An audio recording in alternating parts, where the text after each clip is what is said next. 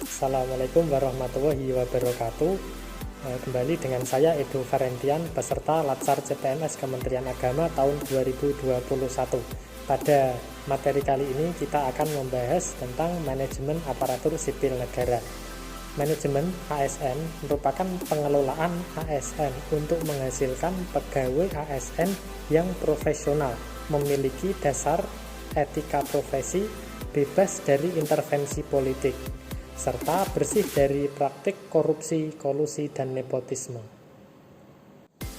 Berikut pokok-pokok materi yang akan kita pelajari, yaitu pegawai negeri sipil, pegawai pemerintah dengan perjanjian kerja, kedudukan aparatur sipil negara, peran aparatur sipil negara, hak dan kewajiban aparatur sipil negara, kode etik aparatur sipil negara, serta jabatan aparatur sipil negara yang terdiri dari jabatan administrasi, jabatan fungsional, serta jabatan pimpinan tinggi, dengan penjelasan sebagai berikut.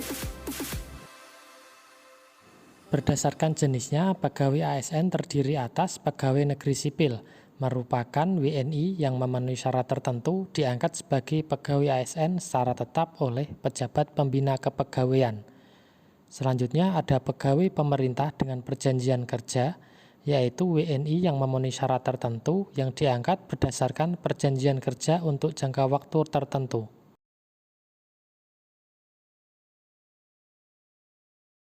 Pegawai aparatur sipil negara berkedudukan sebagai unsur aparatur negara yang berada di pusat, daerah, dan luar negeri. Namun demikian, pegawai ASN merupakan satu kesatuan.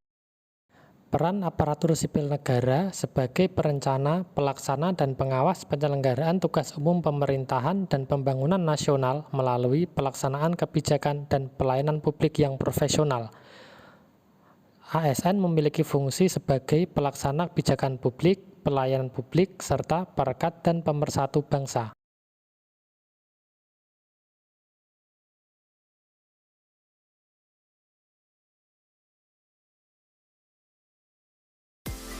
Pada manajemen ASN terdapat hak dan kewajiban sebagai aparatur sipil negara.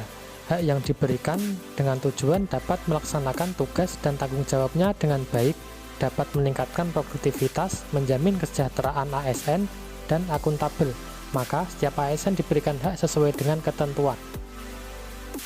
Hak yang diterima oleh ASN diiringi dengan kewajiban yang harus dipenuhi, antara lain setia dan taat pada Pancasila, Undang-Undang Dasar Negara Republik Indonesia, dan pemerintahan yang sah, serta menjaga persatuan dan kesatuan, melaksanakan kebijakan yang dirumuskan oleh pemerintah, dan melaksanakan tugas kedinasan dengan penuh pengabdian, kejujuran, kesadaran, dan tanggung jawab. Dalam Undang-Undang Aparatur Sipil Negara disebutkan bahwa profesi ASN berlandaskan pada kode etik dan kode perilaku yang bertujuan untuk menjaga martabat dan kehormatan ASN. Kode etik dan kode perilaku yang diatur dalam undang-undang ini menjadi acuan bagi para ASN dalam menyelenggarakan birokrasi pemerintah.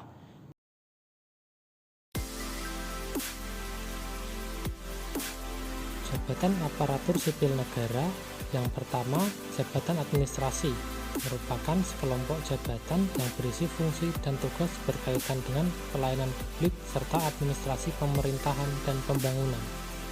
Yang kedua, jabatan fungsional adalah sekelompok jabatan yang berisi fungsi dan tugas berkaitan dengan pelayanan fungsional yang berdasarkan pada keahlian dan keterampilan tertentu. Yang ketiga, jabatan pimpinan tinggi adalah sekelompok jabatan tertinggi pada instansi dan perwakilan. Jabatan pimpinan tinggi terdiri dari pejabat struktural tinggi, staf ahli, analisis kebijakan, dan pejabat lainnya yang ditetapkan dengan peraturan pemerintah.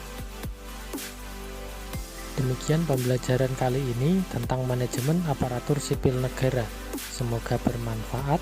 Wassalamualaikum warahmatullahi wabarakatuh.